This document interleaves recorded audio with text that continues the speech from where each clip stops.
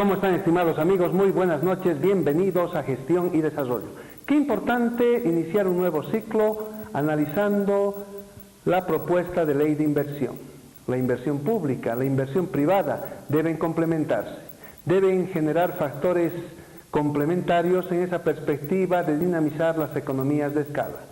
Una inversión pública que se asocia a educación, a infraestructura social y a otros tópicos que en esencia deben dinamizar a un sector privado, que debe ser de orden patriótico, que debe apostar a esa perspectiva de generar el crecimiento del PIB y por supuesto a consolidar en una primera instancia un modelo endógeno, pero también saber del tema de las exportaciones. Ha existido desde el año 2009 un conjunto de contradicciones que tienen que ver con el manejo de la constitución política del Estado nueva, que reconoce un Estado con economía, si quieren, plural, en la cual deben interactuar lo comunitario, lo cooperativo, lo privado y la posibilidad de hacer capitalismo de Estado. Pero acá quiero generar, digamos, la polémica en el entendido de que se rompe, si quieren, un modelo neoliberal, un modelo de libre mercado. Ese modelo en Bolivia jamás existió, les digo honestamente. Han habido algunos políticos que en esencia han facilitado en función de la cooperación internacional, de los déficits históricos de la balanza comercial, de los déficits históricos de la balanza de pagos, si quieren una estrategia de expansión del capitalismo. Grandes empresarios en nuestro medio no existen. Complemento para una política externa de un país industrializado, capitalista, como Estados Unidos, dentro del marco del modelo neoliberal, con el manejo que tienen esos países de un Banco Mundial, un Fondo Monetario Internacional, sí, digamos, hay esos complementos en nuestro medio por estrategia, por supervivencia, porque somos un país dependiente. Y en esencia, el día de hoy se genera la polémica sobre una nueva ley de inversiones. Le voy a dar mi enfoque como economista. Una ley de inversiones debe garantizar la armonía en esa perspectiva de complementar a esos sectores que son hoy parte del modelo de economía plural. Tiene que garantizar esa ley de inversiones seguridad jurídica, alianza estratégica, para provocar, si quiere usted, amigo televidente, que funcionen las autonomías en sus distintos niveles, para que la gente esté comprometida, para que se aprovechen las diferencias, las ventajas, vamos a decir, diferenciales de los distintos pisos ecológicos. Entonces, ¿cuánto de análisis serio habrá en una nueva ley de inversiones?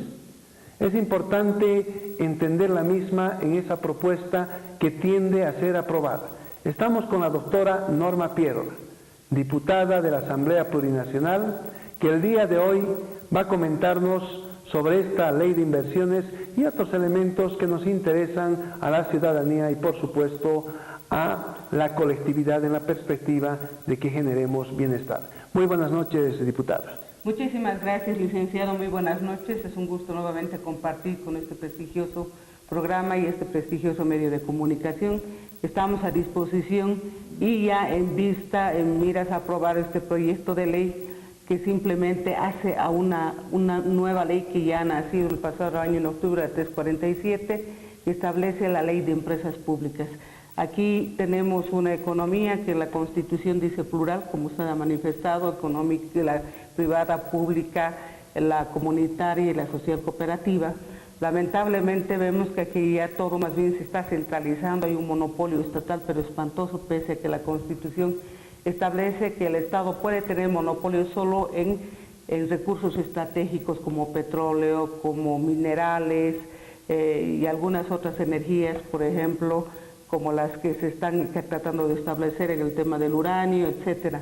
Pero lo cierto es que el proyecto de ley simplemente trata de consolidar esa ley de empresas públicas en las que el Estado, no sé si usted recuerda lo que le dijo el vicepresidente García Linera al señor Roca, que nadie va a competir con el Estado, porque ahora es el Estado capitalista, el Estado que invierte utilizando recursos y recursos del Tesoro General de la Nación, de las inversiones públicas que debieran de haber, y han confundido dentro del proceso involutivo de cambio lo que es gasto público de lo que es inversión. Por eso ahora se hinca las uñas, digo yo, a las reservas internacionales netas que tiene el país para pagar bonos Juancito Pinto, Junasurdui, que ya lo han dejado sin efecto. Y lo cierto es de que nosotros creemos que aquel gasto público siendo empresas públicas, usted va a ver, todo está acumulado a la Ley General del Trabajo. Han incorporado a la Ley General del Trabajo a todos los funcionarios públicos dependientes de los municipios, gobernaciones y demás. A este paso tiende a desaparecer primero el Estatuto del Funcionario Público, que aún está vigente, y lo que dice la Constitución vigente. Por eso es que este proyecto de ley, que no ha sido sociabilizado, nosotros nos hemos permitido entregar una copia a consideración de los empresarios públicos, Cadexco y algunas otras instituciones que deberían de hacer llegar sus observaciones a este proyecto de ley que se va a aprobar en el curso del martes al jueves de esta semana. Lo cierto es que no ha habido sociabilización, es una imposición estatal, lo mismo que esta ley de empresas públicas, en las que, como usted ha hablado, garantía, por ejemplo, jurídica no la tiene. No hay seguridad jurídica, y pese a que dice que las empresas que han sido nacionalizadas, para nosotros estatificadas o masificadas simplemente, no podrán ser concedidas, dice nuevamente, a consideración de inversores extranjeros. Pero, ¿qué hemos hecho con Yacimientos Petrolíferos Fiscales Bolivianos? Ustedes recordarán que Yacimientos Petrolíferos Fiscales Bolivianos ha sido una de las empresas en ser la primera en que aparentemente se ha nacionalizado, para mí masificado, y en la que inmediatamente de nacionalizada se entrega a Petroandina. Por eso tenemos Petroandina, que es una fusión entre Yacimientos Petrolíferos Fiscales Bolivianos y PDVSA de Venezuela. Tenemos, por ejemplo, la empresa ENDE, que hace 3 años atrás se ha nacionalizado, y resulta que hasta el día de hoy no les han pagado ni siquiera las inversiones, no les han devuelto sino una empresa inclusive social, porque de la mayoría son los propietarios de esta empresa, la empresa Luz del Valle fue adquirida, usted sabe, por Comteco, y fueron con capitales inclusive de sus beneficios sociales de la mayoría de los trabajadores, y se lo ha entregado también a PDVSA, ahora se llama ENDE Andina. Entonces, y este proyecto de ley dice que no van a poder ser entregadas, pero sin embargo dice el Estado puede convertir determinadas empresas, esa visión además ni siquiera del Estado, sino del ministro de Economía y Finanzas y del Desarrollo, que en este caso viene a ser la señora Caro, la señora, no me acuerdo Caro, pero apellida, ella puede disponer qué cosas más van a ser recursos estratégicos. Y según la Constitución, estos recursos estratégicos, llámese petróleo, hidrocarburos, energías renovables, no renovables, etcétera, pueden ser, dice, concesionados. Según la Constitución no pueden ser concesionados. Pero sin embargo estamos viendo ahí, en el mismo artículo 29, si mal no recuerdo, establece la posibilidad de que se nacionalice cuando sea declarado en una ley. No sé qué ley, una ley que debe aprobar la Asamblea Legislativa seguramente.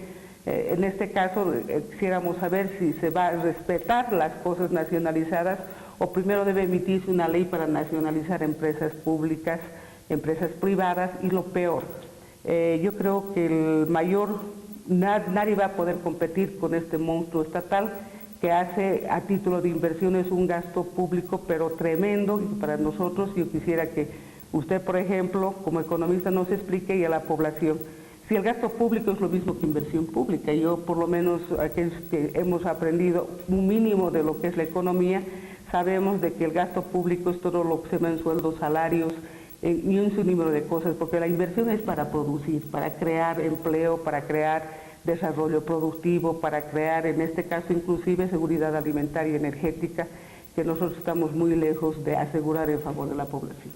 Claro, usted ha tocado algo importante y los amigos teleaudientes tienen que captar este aspecto, ¿no? Una cosa es que se evapore el dinero, si quieren, en material de escritorio, en elementos que son parte importante de una administración, pero muchas veces no son parte importante de un proceso productivo. Y acá se sobreentiende que tiene que haber una misión. Se tiene que trabajar el aspecto de aplicación de fondos para generar crecimiento de la economía, para provocar bienestar de la colectividad, mayor calidad y calidez de vida. Muchas veces se confunde, usted lo ha dicho, el gasto con la inversión pública. Se llama en la fórmula del Producto Interno Bruto gasto gubernamental, pero se sobreentiende que eso se divide en lo que es el gasto corriente y lo que es la inversión propiamente dicho. Ahora, existe eficiencia en el manejo de esa variable gasto gubernamental siempre y cuando exista institucionalidad.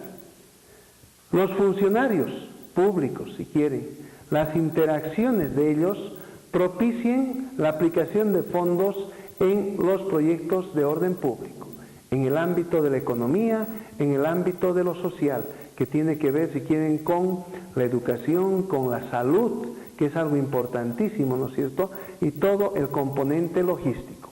Muchas veces no se quiere captar esto. Le voy a dar un ejemplo, y justamente tiene que ver con la faceta deportiva. Y en la faceta deportiva, por ejemplo, si existen escuelas de fútbol, le estoy dando ese modelo, las escuelas de fútbol tienen un objetivo fundamental en el ámbito del manejo público o en el ámbito del manejo de una fundación, ¿ya?, o una organización sin fines de lucro. Su misión es, si quieren, en los predios formar sujetos de bien, que tengan voluntad, que tengan principios, que tengan valores, que tengan tenacidad, que cumplan objetivos, que tengan mucha perseverancia para la vida a través de la práctica del deporte. Y cuando se hace el mantenimiento del césped, si quieren, ya cuando se tiene medianamente aceptable un césped, la pregunta es esta: ¿el mantenimiento del césped es un gasto o es una inversión? Y mucha gente dice que es un gasto, y esa es una gran mentira, erróneo.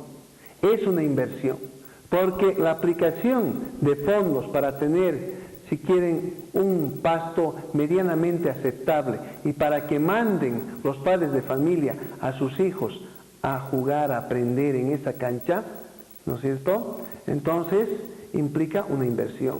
Misión, aplicación de fondos, inversión.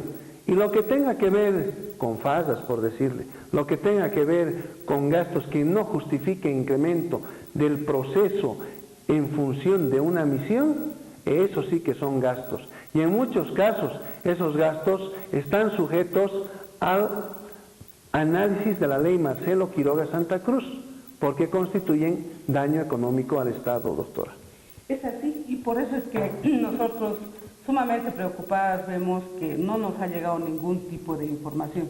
Se debe a las leyes, porque estas están viniendo directamente, todas vienen del Ejecutivo, son proyectos del Ejecutivo, porque ningún proyecto de ley hemos construido dentro de la Asamblea Legislativa. Hemos contactado simplemente con la Constitución, tratando de evitar que las leyes sean contrarias a la Constitución y a las propias leyes vigentes o a los tratados internacionales.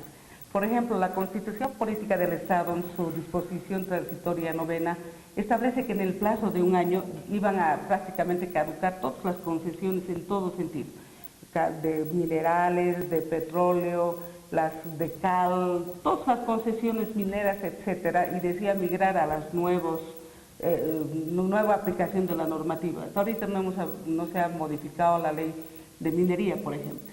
La ley de hidrocarburos, cada día que les sirve algo dejan sin efecto. Nosotros solamente tenemos potestad para crear, modificar, extinguir una ley, pero de ninguna manera para suspender la aplicabilidad de leyes vigentes. Y sin embargo, suspenden de acuerdo a sus necesidades y manejan, pero usan subterfugios matemáticos tremendos para hacer unas inversiones totalmente raras. ¿Qué pasa? La Constitución dice fundamentalmente: nunca más vamos a ser países extractivistas. Somos dueños de toda la cadena productiva en todos los recursos estratégicos. Estos recursos estratégicos como el petróleo, los minerales, recursos naturales, energías, etcétera, seguimos siendo extractivistas. Pese a que se han hecho inversiones millonarias y con todo actos de corrupción como los dos casos ocurridos tremendos en yacimientos petrolíferos fiscales bolivianos, ¿cuánto de inversión se ha dado? Inclusive el año pasado el presidente Morales regaló aquí una planta procesadora de la urea y de no sé qué más en el trópico, y resulta que el año pasado se los ha entregado a esa misma planta por una inversión de 840 millones de dólares a Santa Cruz. ¿Quién de los cochabambinos ha reclamado, ha pedido o ha dicho qué es lo que está pasando? ¿Cómo es que se invierte tanto si no sabemos si se ha hecho prospección petrolera? ¿Se ha industrializado siquiera 1 litro de gasolina? ¿Se ha industrializado el gas? ¿Hemos industrializado algo del mutún? ¿Lo han dejado de lado? Entonces seguimos, y eso es generar daño económico al Estado, no solamente al Estado, y además sino el hecho de ir contra los recursos naturales.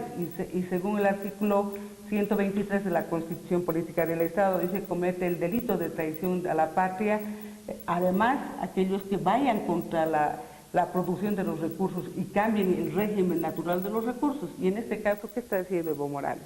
Nos preocupa porque yo le decía, Yacimientos Petrolíferos Fiscales Bolivianos ha recibido 5.000 millones del Tesoro General de la Nación, en contravención a lo que dispone el Banco Central de Bolivia. Ahí tenemos un interino, señor Zabalaga, que sigue de interino y que jamás ha abierto la boca ni para dar respuesta a las miles de peticiones de informe que nosotros hemos enviado, porque nunca está ni su firma, ni nada, ni una observación en estas barbaridades que hace el Estado de entregar en calidad de potenciamiento, por ejemplo, 5.000 millones a Yacimientos. ¿Qué se ha mejorado, qué se ha potenciado ahí? Los recursos en favor de los, yo digo, de los trabajadores o de los grandes jerarcas, porque ahí pagan hasta 33.000 bolivianos, gana, por ejemplo, el presidente interino de Yacimientos. Todos son interinatos.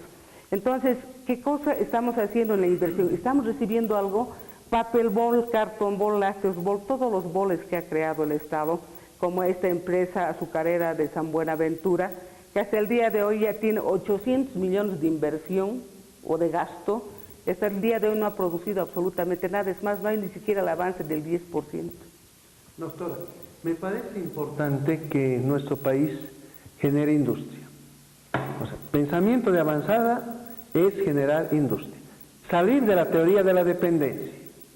Pero para salir de la teoría de la dependencia debemos potenciar la educación. La salud. 2 elementos que deberían ser parte de una ley de inversión, porque ahora tiene más actuación el sector público. Antes, el Estado, a través del gobierno, estoy hablando del marco, del modelo neoliberal, entre comillas, el Estado se encargaba de garantizar un conjunto de normas para que el sector privado dinamice la economía, genere crecimiento económico, genere mayores fuentes de trabajo, respete ese Estado de Derecho y expande esa economía. No se ha manejado como corresponde el índice de Gini, ¿no es cierto? Porque cuando uno planifica, produce en cierto modelo, tiene que prever el manejo adecuado de ese índice de Gini. Vale decir, debe hacer mejor redistribución de los excedentes.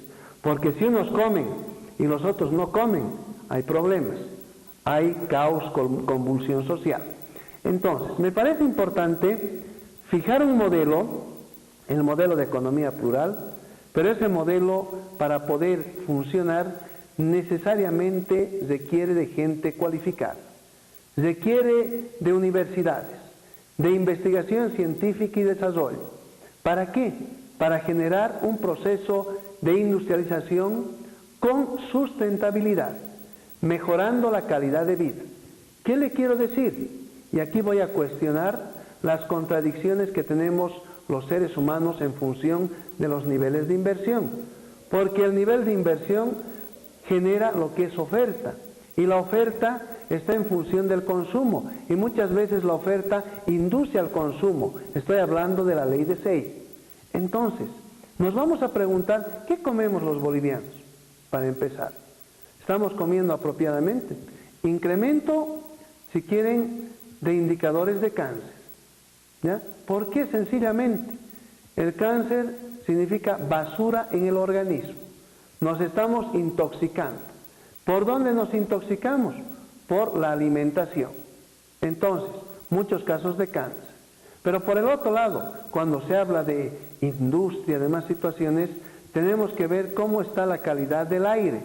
Y ese proceso también tiene que ver con el saneamiento básico, con el tratamiento de aguas servidas, tiene que ver con el sistema de alcantarillado que se tiene en las grandes concentraciones urbanas y también en el ámbito rural. ¿Qué respiramos en las grandes concentraciones urbanas? Heces fecales, pesticidas en Cochabamba, por ejemplo, por el tema de la floricultura en Tiquipaya. Entonces, cuando le hablo de estos elementos, estoy hablando de inversión, estoy hablando de aplicación de fondos como corresponde, estoy hablando de alianzas estratégicas, pero centradas en el respeto al ser humano. Entonces, doctora, nos hemos olvidado de la seguridad humana. Y le hablaba del cáncer, y le voy a poner un ejemplo, amigo televidente, que me parece pertinente. Hace unos 3 días aproximadamente, nos enteramos que una gran amiga está delicada de salud. La señora tiene cáncer terminal. Ya estamos hablando de un problema comprometido con el cuello del útero, que ha comprometido el estómago, la señora no puede comer, le hacen un conjunto de tratamientos dentro de la medicina occidental paliativa. Entonces se abusió y firmó para una caja, ¿no es cierto? No vamos a señalar el nombre de la institución, firmó que ella no quiere internarse más. En pocas palabras, según la óptica de ellos, que quiere morirse en su casa, por más que tenga seguro. Con la familia se ha buscado temas alternativos, opinión de otros médicos. Y aquí viene lo interesante, doctora. Se le busca un médico X, ya el día de mañana van a tener la aproximación del nombre del médico X en la columna Mirada Económica del diario Opinión. Y estoy siendo duro. Entonces, ¿qué pasa con este señor? No le quiere atender. Primero, no le dan ficha en una institución que es una ONG. No le dan ficha, pero a la hija, porque no se percatan de que la enferma está sentada. Le hacen un problema a la hija, no discute, se lleva a la madre, nosotros llegamos porque queríamos conversar con ese especialista en oncología, y el diminuto endiosado, lo voy a llamar en este momento, porque a veces los médicos creen que lo saben todo, y no saben ni física, no saben la matemática. Entonces, dispensando, respetando a grandes amigos y colegas que yo tengo admiración, porque como médicos, por ejemplo, un Ciro Zavala, es una maravilla, o sea, maneja hasta el valor del dinero en el tiempo, cuando se tiene que hablar de temas de orden en salud, ¿no es cierto? O sea, encara el sistema, pero hay otros que no entienden el sistema. Entonces, ¿qué pasa con este señor? Les rogamos audiencia, si quieren, para poder conversar con las fotocopias de, si quieren, las certificaciones médicas de la paciente indicada. ¿Qué sucede? Esperamos casi 1 hora, hablamos con él, le pedimos que la visite a domicilio, que no podía, que va a ser muy caro, le hablamos de la responsabilidad social empresarial, porque estábamos con otra persona. Entonces le estábamos grabando al médico también. Entonces, ¿qué sucede? Nos dice que tenía una cirugía en tal clínica, entonces después de esa cirugía, por favor, que le lleváramos las certificaciones, vamos a hablar un rato y vamos a consolidar si la enferma puede ir al día siguiente a su consultorio, o si él iba a visitar. Le llamo, terminó la operación, voy a la clínica, llego en 5 minutos, por una cita de 5 minutos, me explica o nos explica lo que ya sabíamos. No me da nada maravilloso, ninguna alternativa. Pues si es un profesional y no me da alternativas, entonces no debe ser muy creativo. ¿Y qué es lo que sucede? Le agradecemos y nos dice, vale tanto, 150 bolivianos por los 5 minutos que el sujeto no nos dijo nada halagüeño. O sea, no le funcionó el coco. Y encima nos cobran 15 bolivianos por derecho, o si quieren, a uso de asiento en la clínica, doctor. ¿Ya? Al de la clínica le pido factura. Me da la factura por los 15. Y el médico no me da ninguna factura por los 150. No le hice lío, sonreí, porque me dio pie para hacer un gran comentario. y para que usted, amigo televidente, se dé cuenta de lo siguiente. ¿Quién está cumpliendo la Constitución Política del Estado? ¿Quién da cobertura universal en salud? ¿Quién le hace tratamiento del cáncer? Ahí está el tema de la ley de inversiones, de la redistribución. Quiero que me entiendan. Hemos llevado a la gran amiga donde otros especialistas. Hemos consultado la medicina oriental. Bastante interesante, la acupuntura que tiene que ver con despertar el sistema inmunológico, con tener la posibilidad de que se vaya eliminando la basura, porque el cáncer es basura en el organismo, ¿no es cierto? Entonces la orina tiene que funcionar, o sea, el sistema urinario tiene que funcionar bien, todo el sistema digestivo. Entonces fíjense qué interesante.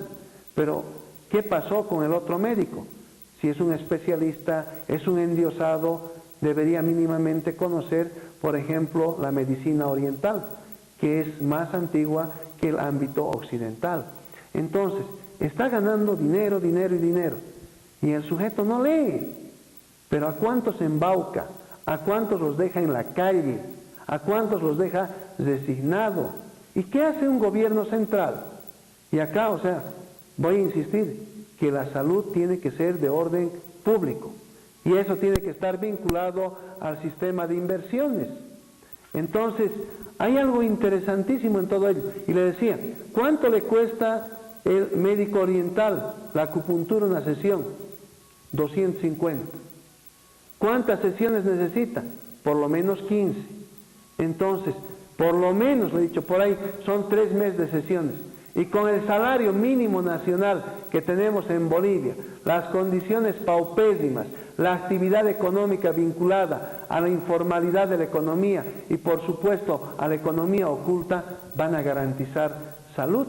Entonces tenemos que repensar, y esa es una crítica para nuestros políticos oficialistas, para la ciudadanía, para nuestros políticos de oposición, distinguida doctora. Bueno, realmente usted ha tocado un tópico interesantísimo respecto a comparar en qué consiste la inversión, porque evidentemente la salud puede ser una inversión o debe ser una inversión, y en Bolivia no estamos haciendo esa inversión. Hay cientos de niños que nosotros estamos viendo con cáncer, no hay esa inversión. Mira cómo son los gastos. Yo he escrito hace unos días una nota sobre la danza de millones de dólares que utiliza el presidente. Para esta cumbre del G77 que se va a realizar en junio en la ciudad de Santa Cruz, simplemente se recuerda los 50 años de este grupo, no se prevé hacer absolutamente nada.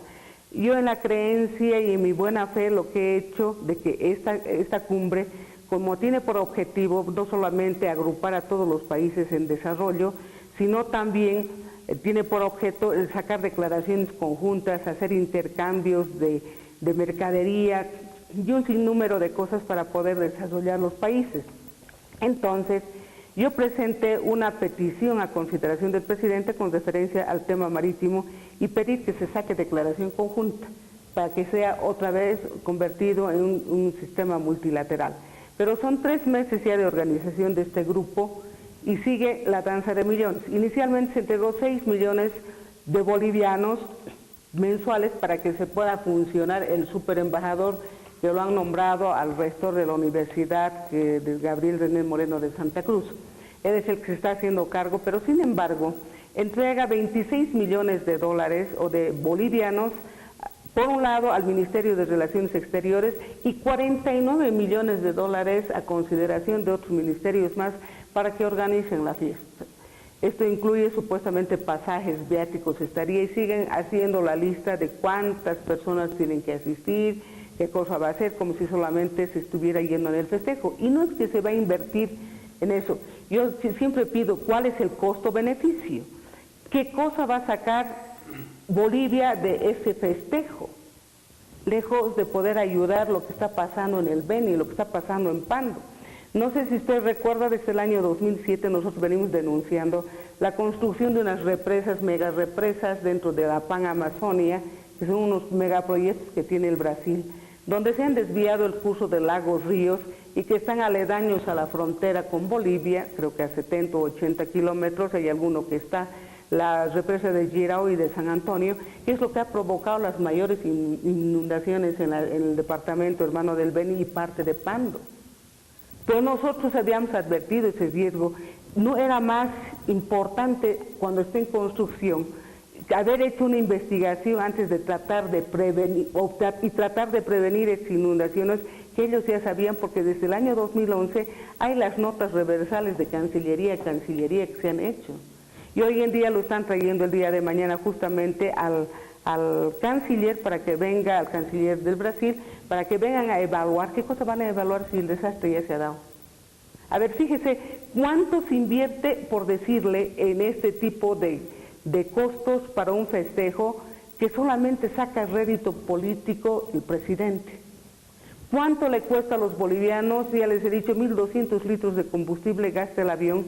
El otro día para oír misa el presidente, a escuchar, primero siendo ateo, se va hasta Venezuela 2 días como doliente para festejar o para conmemorar un año de la muerte del señor Chávez. ¿Cuánto ha llevado, cuánto el séquito que ha ido allá? Pero el objetivo no era ese, era más bien tratar de poner en boga este tratado. Este es el protocolo adicional al Tratado Constitutivo de UNASUR, por eso siguen pidiendo la presencia de todos los de UNASUR, por eso que Chávez ha metido inclusive a Venezuela una gran cantidad de tropas de cubanos, tropas militares. Entonces, ¿qué es lo que preocupa en esto? Ese tipo de gastos absurdos y abusivos, arbitrarios que hace el presidente. Por ejemplo, ha comprado 6 vagonetas de lujo y 2 Lexus blindados para su uso personal y su cuidado hace más de un mes. Eso ya ingresó a nombre de Bolivia, por supuesto, 7 millones de dólares. Mentira, es más, son 38 millones de dólares que han salido mediante decreto, sin presupuestar, sin proyecto. Todo en la vida se rige por un presupuesto, eso también lo dice la Constitución. Entonces, esos ya tienen placas nacionales y han sido devueltos sin autorización del Congreso. El año 2009 han entregado 25 carros Iveco nuevitos que han comprado y los han prestado a Haití porque hubo un problema de terremoto y alguna cosa así. Hasta el día de hoy no los han devuelto. Han llevado tanques para hacer potenciar en Brasil y tampoco los han devuelto. Mire ese tipo de actitudes de gastos abusivos, arbitrarios, entrega de 40 millones de dólares para construir la sede de UNASUR acá en el Valle de Cochabamba, creo que es por Punata, y resulta que hasta el día de hoy se han entregado 40 millones de dólares y no vemos eso. Eso es inversión. Para ellos es inversión. Podría ser, yo no sé, qué podemos sacar de unas cumbres políticas del ALBA, por ejemplo, de UNASUR. Sería interesante que consolidemos alianzas estratégicas para generar industria, lo que hablábamos, ¿no? Generar fuentes de trabajo, hacer sustentabilidad en la variable medioambiental, porque ya habíamos dicho, ¿no?, tantos casos de cáncer, tantos problemas de salud, la gente muy acelerada, si quieren muy consumista, hemos perdido formación para el sentido y la actuación cotidiana. Entonces hemos perdido el sentido común para hacer las cosas. No estamos haciendo la institucionalidad que corresponde. Eso tiene que ver con la ley SAPCO, con la ley Marcelo Quiroga Santa Cruz. Pero independientemente de eso, diputada, yo hubiera querido que usted sea la presidenta del Tribunal Constitucional, le digo honestamente, porque hace mucho, digamos, el conocimiento de la normativa para poder reencauzar la actividad del órgano ejecutivo, de las otras instancias que hacen al ejercicio del poder. Nos parece importante gestionar el desarrollo. La crítica es constructiva, distinguidas autoridades. Lo que hay que hacer es ir cambiando paulatinamente, pero tampoco podemos tardarnos mucho, porque sencillamente cuando se niega la institucionalidad, estamos retrasando un proceso de transformación. Yo veo en las instituciones públicas gente joven, muchos de ellos han sido mis estudiantes. Me parece importante promocionar a esa gente, pero también en otros puestos hay gente que no tiene nada que ver con el asunto, que recién está aprendiendo. Entonces es como en el tema del deporte, ¿no es cierto? En los clubes de fútbol profesional juegan los hijos de los dirigentes y no juegan los jugadores que en verdad tienen condiciones, ¿no? Entonces es un tema histórico Y si algún dirigente quiere debatir, nos sentamos acá, porque hemos jugado y sabemos cuántos son de verdad, ínfimamente hablando, los buenos y el resto de los malos. O el tema que hace poco sucedió en Viña del Mar, doctora Pierola. Se habla tanto de los muchachos de Chilahatun, de su participación, de más situaciones, se hace tanto show, pero yo siempre me he preguntado esto y no se ofendan. O sea, ¿quiénes nos representan a Bolivia? La gente que tiene relación con algunas instancias para conseguir una invitación, es la pregunta. Porque el papá, la mamá, el tío, el ex, el Y o el Z gozan de cierta influencia, se va a llamar la representación nacional, es la pregunta. Entonces, hacemos mucho show en los medios de comunicación, que les hicieron trampa a los bolivianos, que los chilenos, que Paloma San Basilio, demás situaciones. Señores, primero pregunto, ¿dónde está la institucionalidad? ¿Dónde hemos hecho la selección del grupo musical que debería participar en Viña del Mar? Si esos señores tienen meritocracia, y estoy hablando si saben leer la música, si en verdad tienen talento para tocar los instrumentos, o solamente hacen música bajo el ritmo comercial. Doctora, después de ello hacemos un comentario sobre estos elementos y vamos cerrando el programa en los próximos 15 minutos para seguir hablando de los temas de inversión que tienen que ver con un sistema. Y usted se dará cuenta cuán eficientes somos en la inversión pública y por supuesto en la inversión privada. Vayamos a ese corte comercial.